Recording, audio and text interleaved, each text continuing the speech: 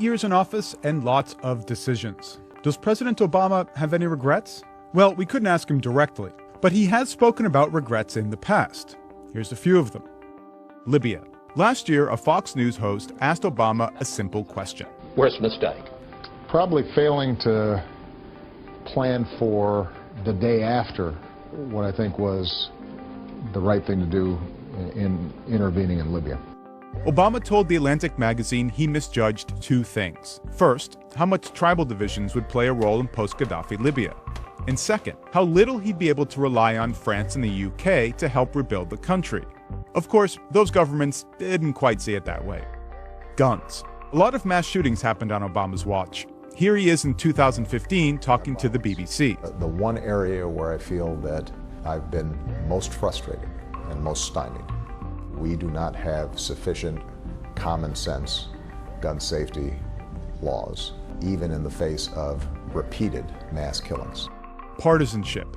Here's the president a year ago giving his last State of the Union speech. It's one of the few regrets of my presidency that the rancor and suspicion between the parties has gotten worse instead of better.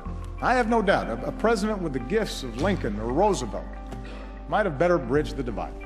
Now, funnily enough, on this issue, Obama really seems to compare himself to his predecessors. The president later told Vanity Fair that maybe he could have gotten more done if he'd had the genius of Abraham Lincoln, the charm of FDR, the energy of Teddy Roosevelt, or the legislative acumen of LBJ. Guantanamo. Obama campaigned on a promise to close the Guantanamo Bay prison. Of course, it's still open. And President-elect Trump wants to keep it that way. And we're going to load it up with some bad dudes, believe me, we're going to load it up.